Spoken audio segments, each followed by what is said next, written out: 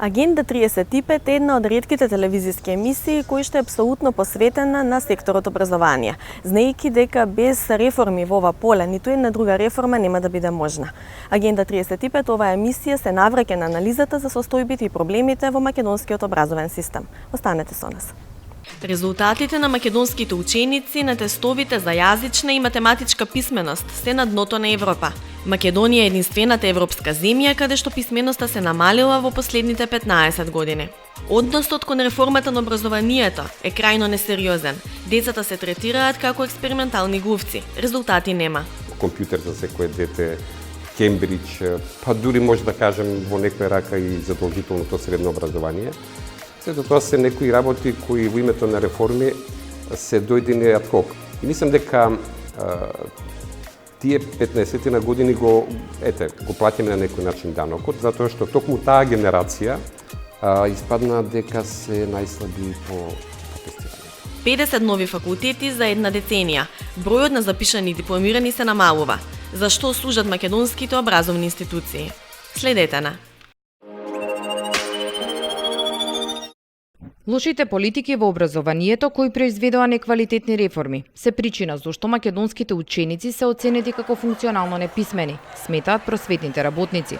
Додека ги чекаме резултатите од последното тестирање преку програмата за меѓународно оценување на учениците, односно PISA тестот, останува горчината од последното рангирање од 2015 година, според кое средношколците во земјава излегуваат од училиште без доволно совладани основни образовни вештини. Во подрачјата читање со разбирање и во писменост во природните науки се наоѓаме на 69-то место, а во подрачјето математичка писменост на 68-то место од 72 земји чија младина била тестирана. Со тоа, ние сме единствената земја во која резултатите од PISA се намалиле во последните 15 години. Последната проверка на знаењето на македонските ученици преку PISA тестовите беше направена во април минатата година. Резултатите од тестовите, според информациите од Државниот испитен центар, ќе бидат познати на крајот на оваа година. Координаторките на PISA тестирањето од Скопската гимназија Орце Николов, причината за поразителните резултати ја гледаат во повеќе фактори. Немотивираноста на учениците, кои не гледаат предизвик во тестирање кое нема да им донесе повисок просек на крајот на годината, но и во немотивираноста на професорите, кои се повеќе се чувствуваат како да се на маргините, иако треба да бидат главната движечка сила за промени во општеството. Сепак, најголемиот проблем професорките го гледаат во наставните програми, кои не го следат текот на општествениот развој. Еве конкретно ќе кажам за програмата по македонски јазик. Последната нејзина реформа е од 2001 година, а учениците на кои што јас им предавам и кои што се втора година се родени 2002-2003, така што тие наставни програми се постари од нив.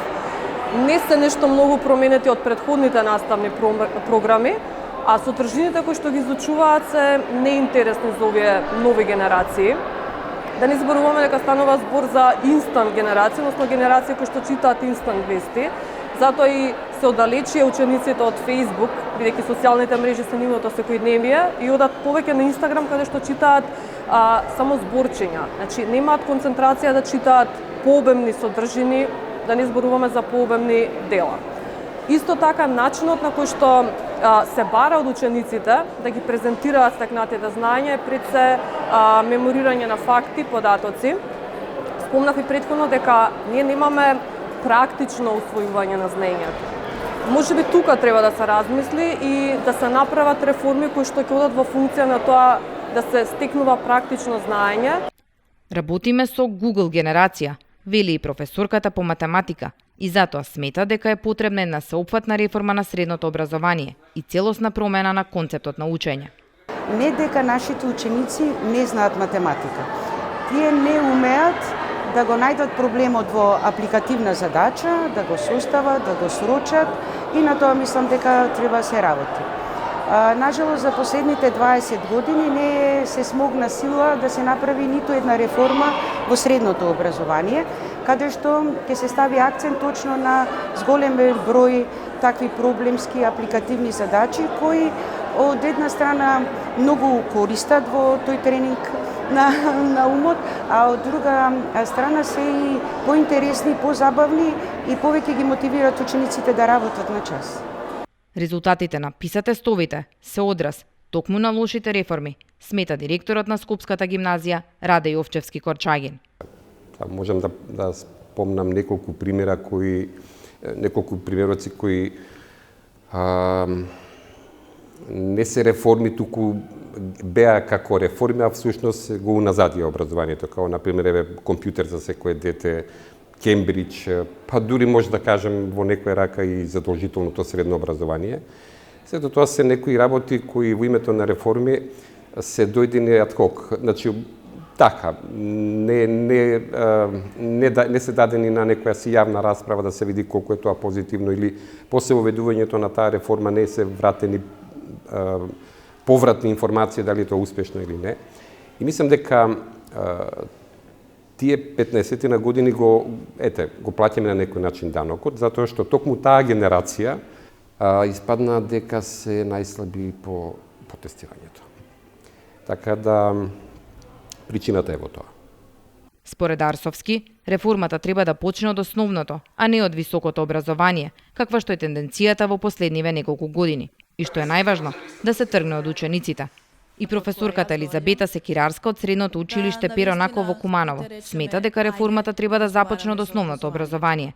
Таа предлага реформите да се одвиваат во насока на да се престане со апликација на туги образовни искуства на домашен терен, системско решавање на обемноста и неприлагоденоста на наставните програми, градење на стандарди за учење и оценување на учениците на униформно ниво, ослободување на наставниците од административните стеги, ревизија на уписната политика на факултетите. Во последниот извештај на Европската комисија наведено е дека постигнат одреден напредок преку усвојувањето на новиот закон за високото образование. Сепак, и покрај постоењето на стратегијата за образование 2018-2025 не се преземаат мерки за нејзино спроведување. И понатаму остануваат препораките.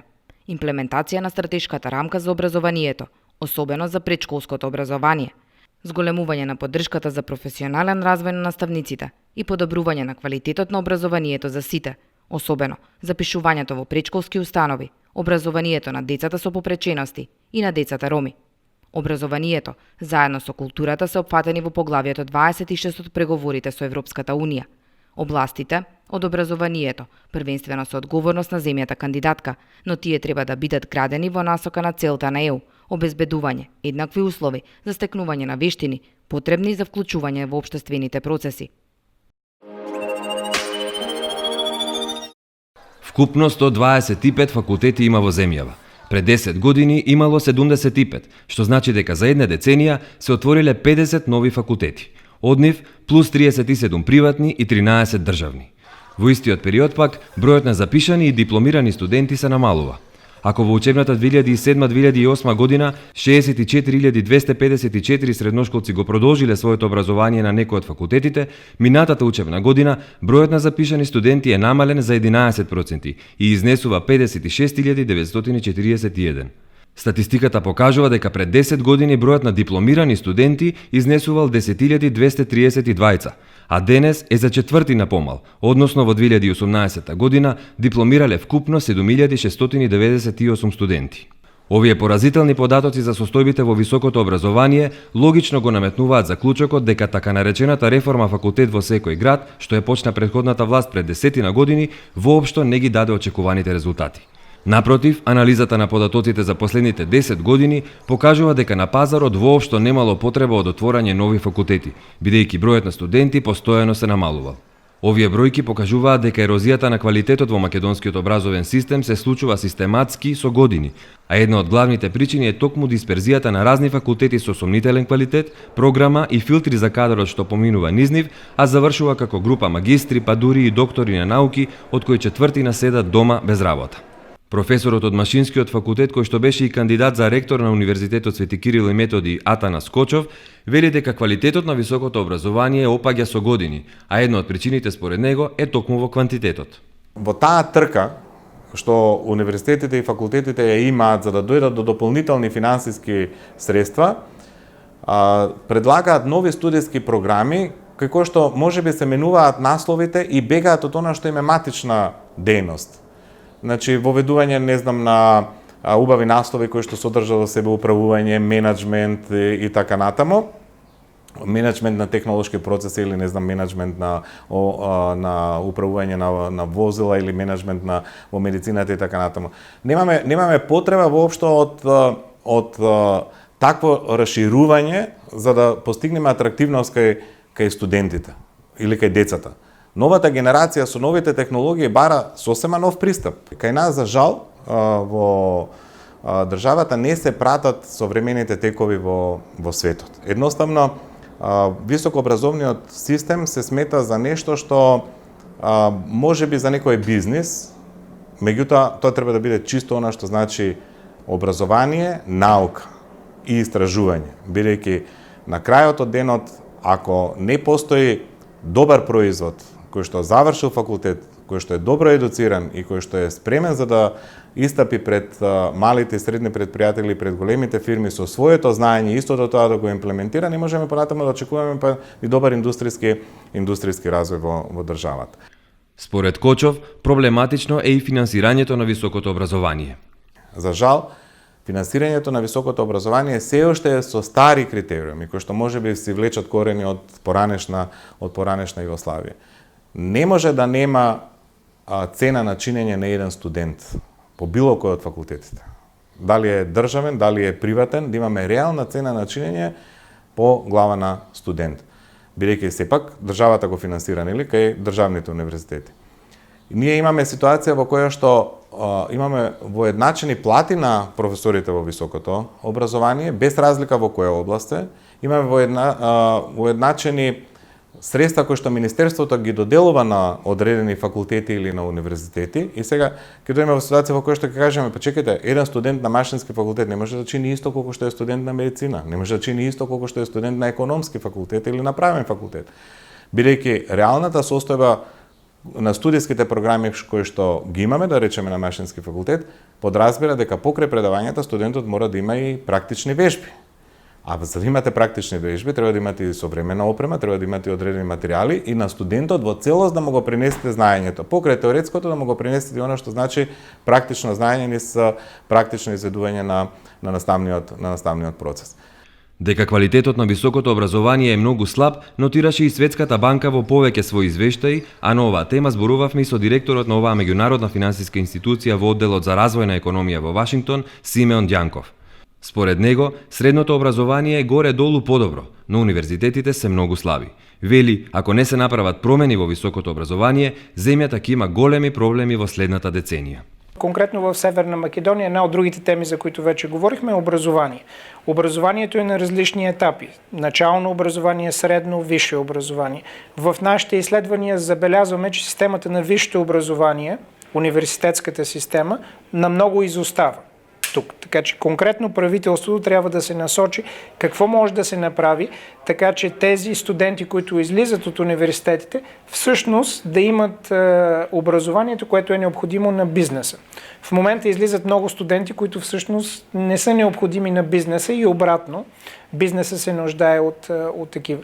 Инаку, буџетот на државата за образование, вклучувајќи ги основните, средните училишта и универзитетите, заплати на наставниот кадар и други административни трошоци за вработените во овој сектор, како и за капитални инвестиции, изнесува вкупно 409 милиони евра. Ако се спореди со 2010 година, буџетот за образование е зголемен речиси за третина, но како удел во бруто домашниот производ, државата од година во година одвојува се помалку пари за развојот на образованието. Ако во 2010 година 4,5% од БДП се одвојувале за образование, лани овој удел паднал на 3,8%. Со споредба, европскиот просек е 5,2% од бруто домашниот производ. Ако се спореди со земјите од регионот пак, Северна Македонија троши повеќе пари за образование отколку другите, но сепак индикаторите за квалитетот на образованието кај нас се под регионалниот просек. Зошто е тоа така, разговаравме со извршниот директор на Институтот за економски истражувања и политики Finance Think, Благица Петрески. Имаме недоволна ефикасност во трошењето на јавните средства во делот на образованието, меѓутоа исто така, доколку забележиме од структурна компонента како се трошени овие средства, ќе забележиме дека најголем дел на средствата се трошени во плати, што не е и за изненадување затоа што тука имаме образовен кадар, но многу малку е застапена компонентата на инвестиции во образованието, кои што значат изградба на нови училишни згради, изградба на нови градинки потенцијално, меѓутоа исто така и инвестиции во надгледни материјали кои што треба да го подигнат квалитетот на образованието. Петрески вели дека и домашните и странските инвеститори во земјава се соочуваат со проблем да најдат соодветни кадри на пазарот на труд, бидејќи има голем јаз меѓу понудата на квалификации и вештини со кои што излегуваат учениците и студентите од образовните институции и поверувачката од страна на компаниите. Но истражувањата покажале дека дури и дипломите не се гаранција дека вештините и квалификациите што били изучувани се навистина стекнати. Еден од клучните недостатоци кај образовниот систем е тоа што дипломата која што треба да гарантира одредени вештини и квалификации има неусогласување со она што младите кадри ги поседуваат тие вештини и квалификации. Зошто ова се случува може да се лоцира на две главни причини. Првата причина е тоа што не секогаш материјалите кои што се предаваат и оние силабуси кои што треба да служат како подлога за едукација на младите кадри се во согласно со најновите трендови кои што се во таа област и второ постои недостаток на пракса, меѓутоа пракса во правилна смисла на зборот, а не само пракса која што знаеме дека често се случува како проформа пракса. За да се подобри квалитетот на образовниот систем, главниот економист на Институтот Finance Think, Благица Петрески, вели дека се потребни повеќе реформи. Најпрво мора да биде фокусот повеќе на вештини и фокусот на квалитета, многу помалку на квантитет во образованието. Во изминатите години имавме интензивен тренд на зголемување на квантитетот, меѓутоа паралелно имаше деградација на квалитетот. Овој тренд треба да запре и треба фокусот да биде насочен кон продуцирање на млади кои што ќе имаат вградени вештини во своите дипломи или не неопходно потребни се дипломи, потребни се вештини. Два типа на мерки се потребни. Потребни се долгорочни мерки, каде што ќе имаме целосна реконструкција на образовниот систем и фокусот на квалитет, меѓутоа исто така потребни ни се интервентни мерки, мерки кои што веднаш во следните 3 до 5 години ќе треба да продуцираат кадри кои треба да ги задоволат потребите на бизнис секторот. Во оваа насока еден од начините е дуалното образование.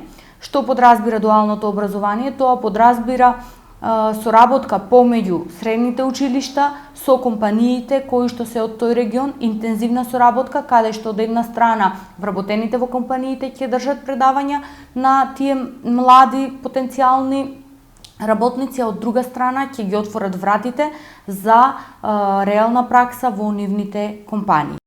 Комбинацијата од учење во клупа и пракса во компанија, или така нареченото дуално стручно образование, како пилот проект во неколку средни училишта во Охрид и Кавадарци, се применува веќе 2 години.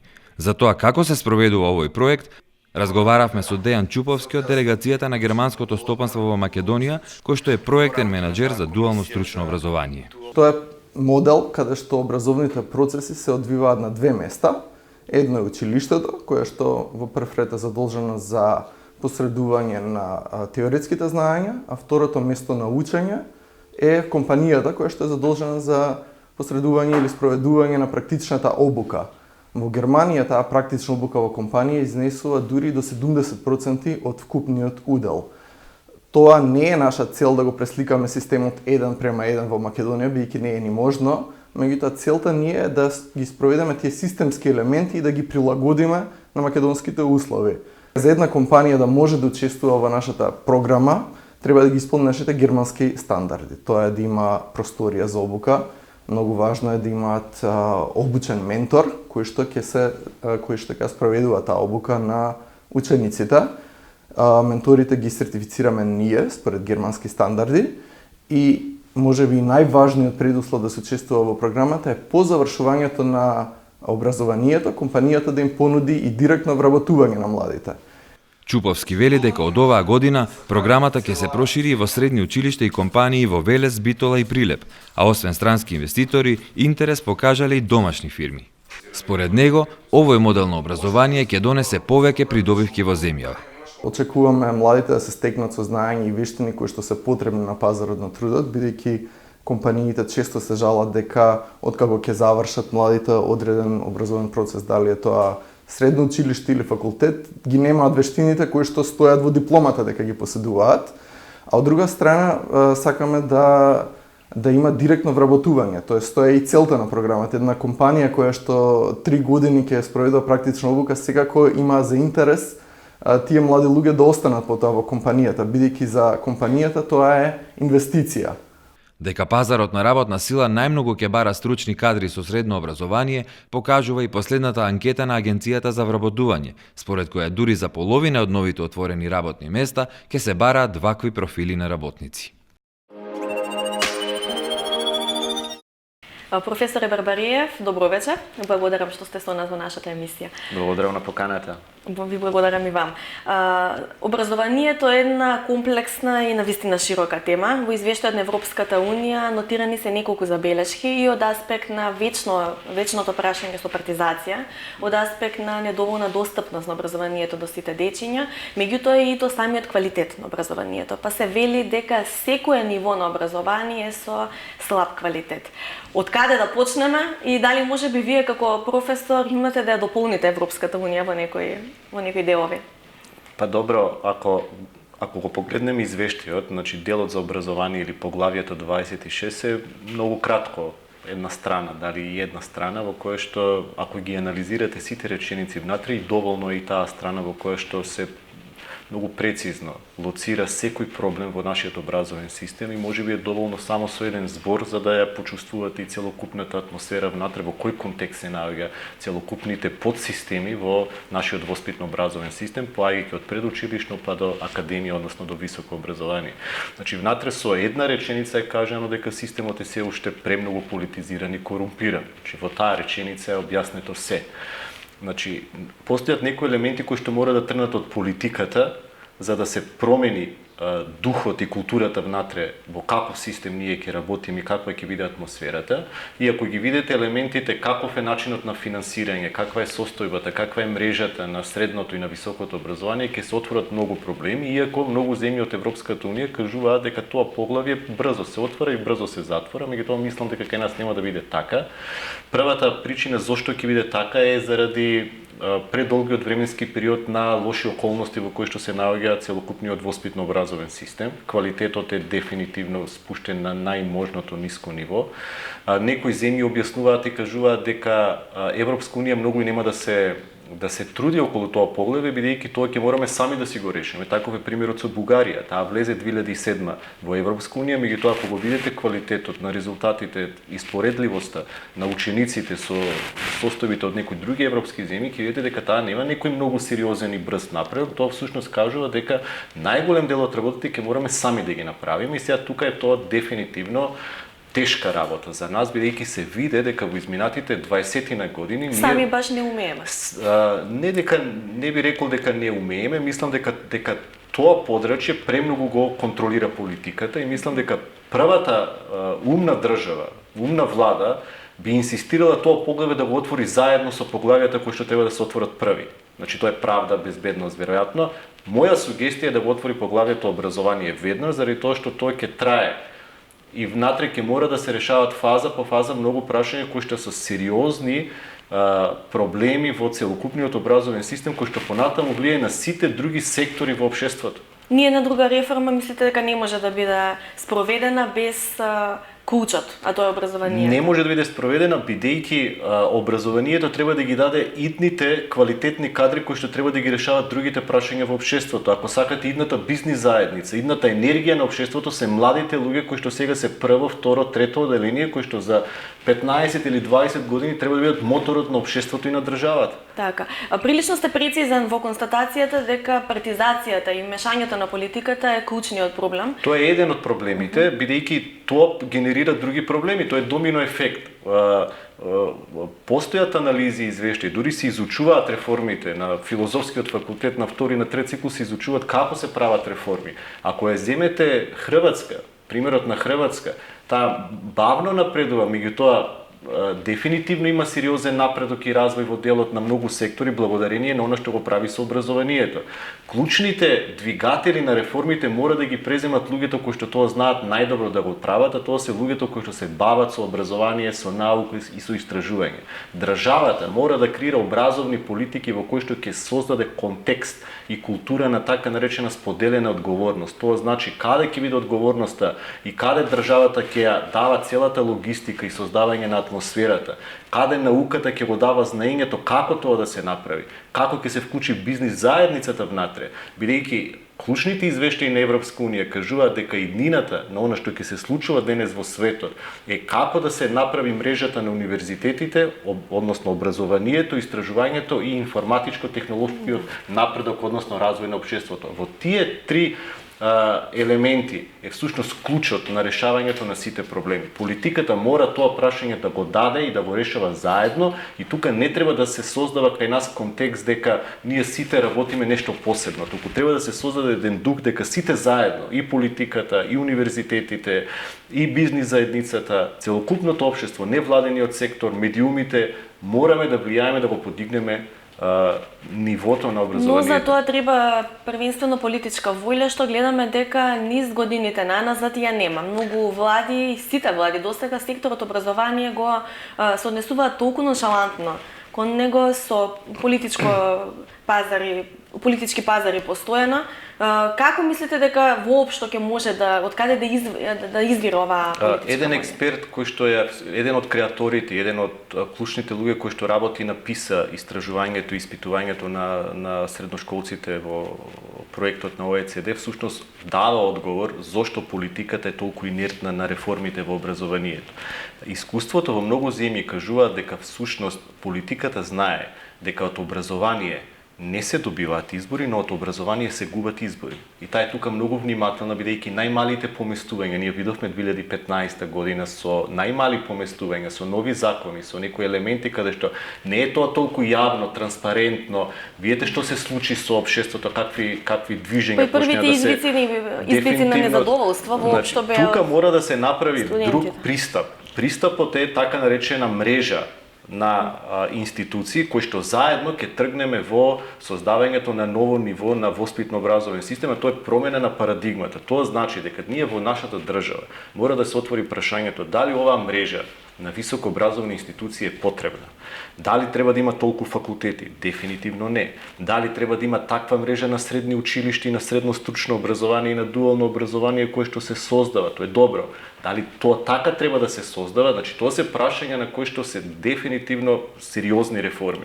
Но нова не се работи. Впечатокот е дека овие прашања што вие ги набројувате не се отвораат тие прашања затоа што не знам кои се причините, но дефинитивно мора да се отворат. Тие прашања ако не се отворат сега, сите ќе лупнеме за многу кратко време. Значи тоа се многу сериозни прашања. Дури Европската комисија забележува дека во 2018-та сите акциони планови кои што биле забележани дека ниеден не е исполнет. Внатре е многу прецизно кажано дека стратегијата која што сме си ја ние донеле, на која што имаше дебати, која што ја гласавме во собрание 2018-2025 е донесена, но внатре нема спроведување на акциониот план по параметри по кои што се тргнува. И сега се сугерира да се донесе нова стратегија од која што треба да се почне од предучилишно до високо образование. Така да... И ние сме заглавени во процес на напишување стратегии постојана без Мислам дека кај политиката нема јавност и транспарентност, нема визија за трансформација на системот, а од друга страна и кај нас во ФЕЛАТА нема јасни ставови.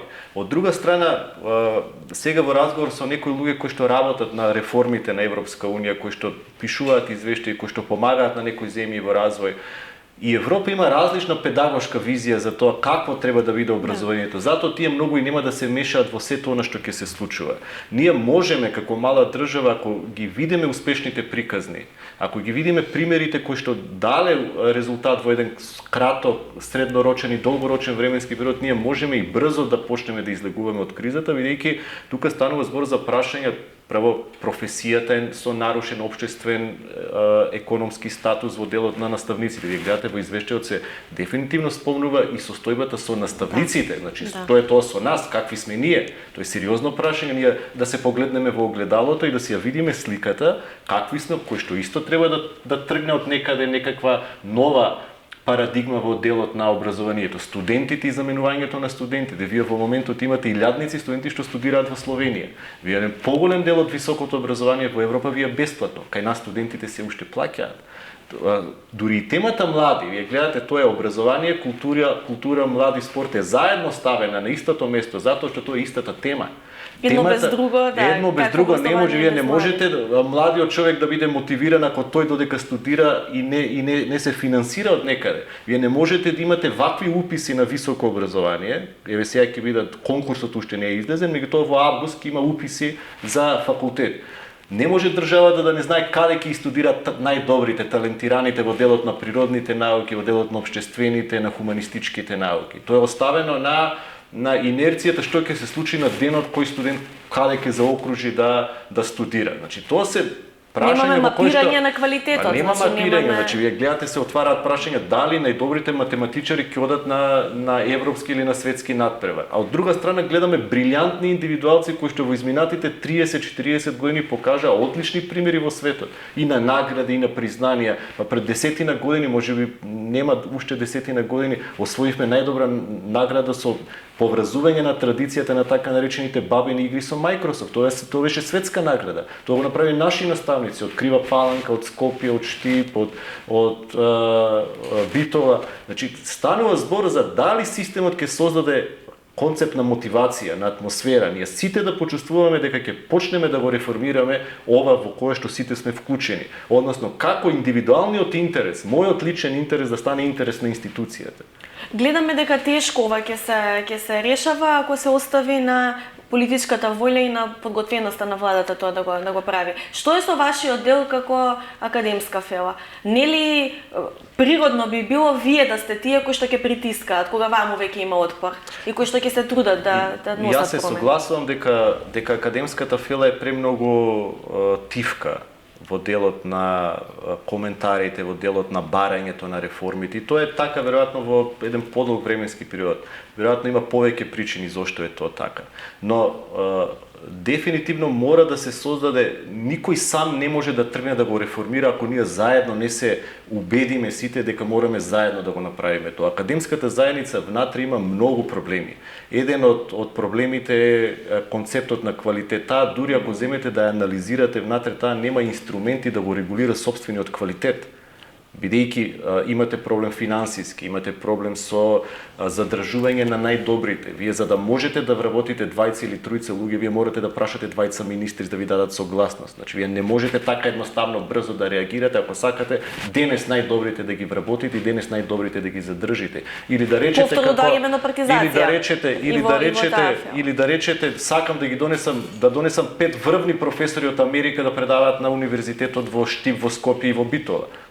Тоа се прашања кои што универзитетите сами тешко можат да ги решат. Од друга страна имате инвестиции кои што универзитетите самите го прават за да го одржуваат сопствениот систем.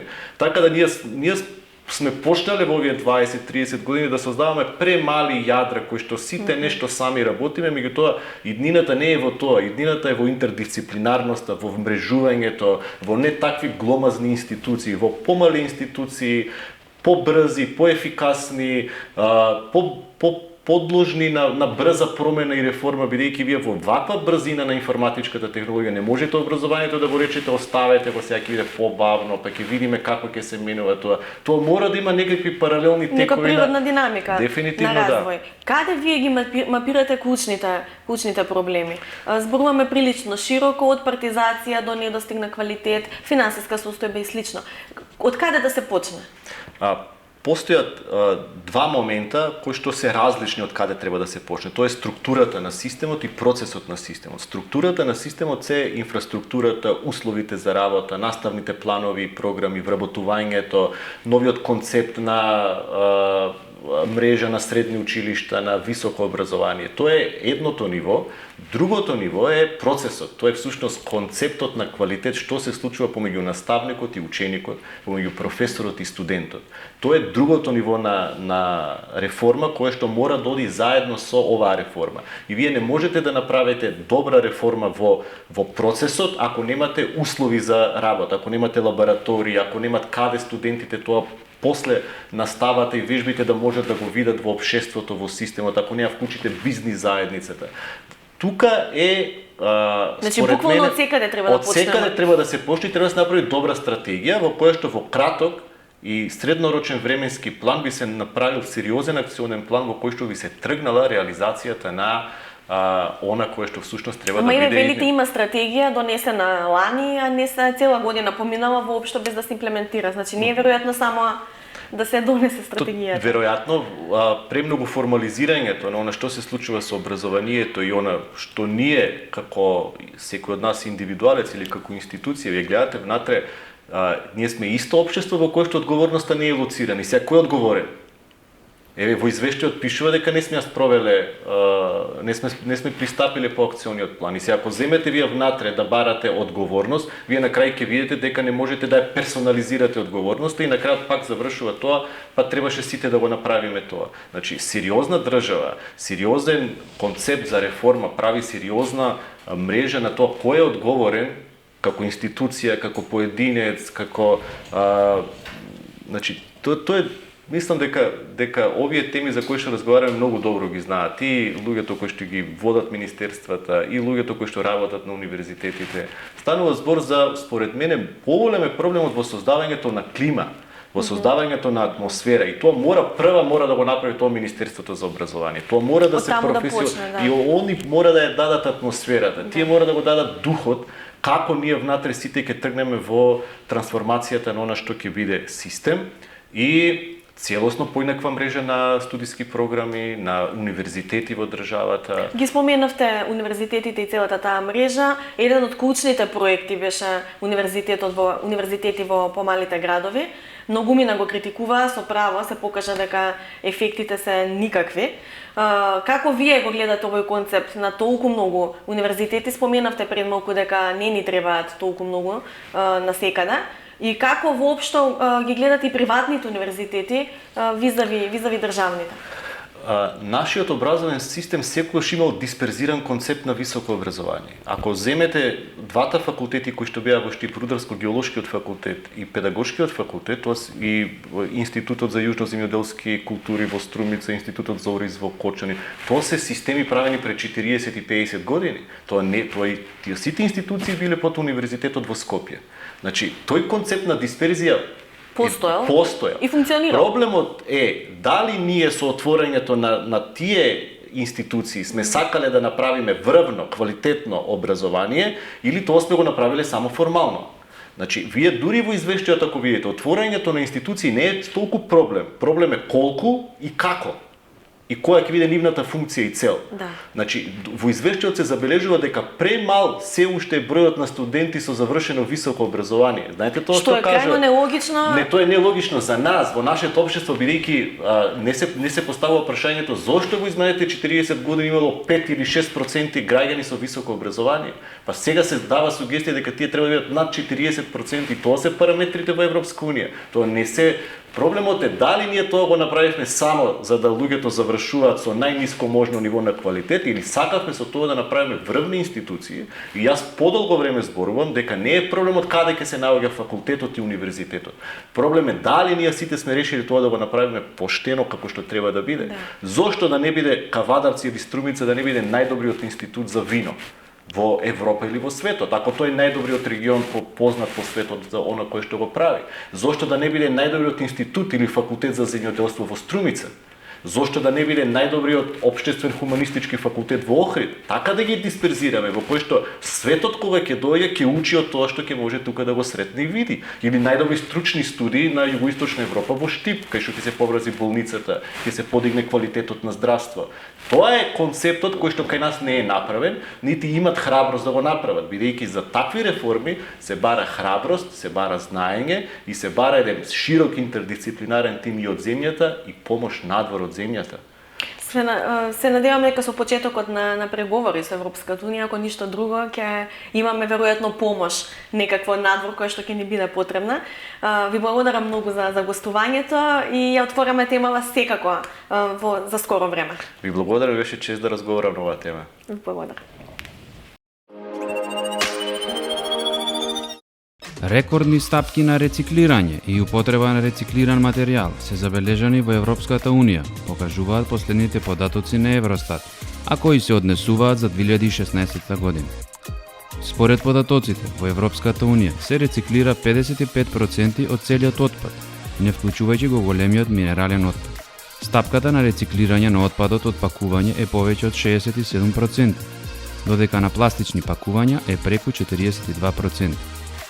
Стапката на рециклирање на пластични пакувања е скоро двојно зголемена споредено со 2005 година. Во Европската Унија стапката на рециклирање на комуналниот отпад изнесува 46%, а за отпадот од електрична и електронска опрема, како што се компјутери, телевизори, фрижидери и мобилни телефони, достига 41%. Стапката на искористување на градежниот отпад е 89%. И покрај овие високи стапки на рециклирање, во просек само 12% од материјалните ресурси што се користеле во Европската Унија во 2016 година, доаѓаат од рециклирани производи и материјали кои повторно се користат, со што се заштедува на екстракција на примарни сурови. Советот на Европската Унија ги одобри новите правила за скрининг на странските директни инвестиции кои доаѓаат во Европската Унија. Новите правила за прв пат се воведуваат, а намерата е зачувување на безбедноста, јавниот ред и стратешките интереси кога станува збор за странските инвестиции во Европската Унија. Правилата за скрининг на странските инвестиции ќе создадат механизам за соработка каде државите членки на Европската Унија и Комисијата ќе бидат во можност да дадат коментар, мислење, истакнат специфични стравувања или да разменат информации за тоа кој е инвеститорот и која е целната компанија, во кој сектор работат и каде, која е вредноста на инвестицијата и од каде доаѓа. Сепак, секоја држава членка ќе го задржи своето право да разгледа или потенцијално блокира странска директна инвестиција на основа на безбедност или јавен ред. Должината на процедурата вообичаено треба да трае 35 дена. Од скоро 9,4 милиони лица кои се на менаџерска позиција во Европската Унија, 3,4 милиони се жени или 36%, односно на една од 3 менаџерски позиции во Европската Унија се наоѓа жена. Ова го покажуваат последно објавените податоци на Европската статистичка агенција. Најголемо учество на жени на менаџерска позиција е регистрирано во Латвија, 56%, која е единствената држава членка на Европската Унија каде жените се мнозинство на таа позиција. Веднаш зад Латвија се Бугарија и Естонија со 49% учество на жени на менаџерски позиции соодветно. Спротивно на другата страна на скалата, најмало учество на жени на менаџерска позиција е забележано во Луксембург 15% и Кипар 23%. Инаку, учеството на жените на менаџерски позиции во Европската Унија во 2017 година е на исто ниво како и во 2012 година. Во нашата држава, учеството на жените на менаџерски позиции во 2017 година изнесува 30% и бележи зголемување споредено со 2012 година, кога учеството изнесувало 23%. Морските вошки сериозно влијаат врз лососот на фармите низ целиот свет. Последните години морските вошки го намалиле производството на лосос во Норвешка за околу 9% и оневозможиле потенцијален годишен приход од над 500 милиони евра. Паразитот, кој вообичаено не е подолг од 15 мм, се закачува на лососот и му создава отворена рана, што во многу случаи доведува до смрт на рибата. За да се стави крај на овој паразитски проблем, еден пронаоѓач од Норвешка има развиено подводен робот способен да ја отстрани опасноста со користење на систем за препознавање слики, вештачка интелигенција и ласери. Подводниот робот автономно ги лоцира паразитите, отстранува и со тоа ги заштитува рибите без употреба на хемикалии. На 250 од овие патентирани уреди чуваат 150 норвешки фарми за лосос. Инаку, подводниот робот емитира моќен зелен ласерски зрак во правец на целта, откако претходно за само 7 милисекунди, со помош на камери и софтвер за препознавање на слики, се скенираат рибите и се лоцираат морските вошки на телото на рибите. Емитираните зраци немаат штетни ефекти на рибите или на околината. Роботот може да работи нон-стоп и да отстранува илјадници морски вошки од рибите секој ден. Понајдокот е од голема помош за норвешката индустрија за лосос, која тежи 6,4 милијарди евра.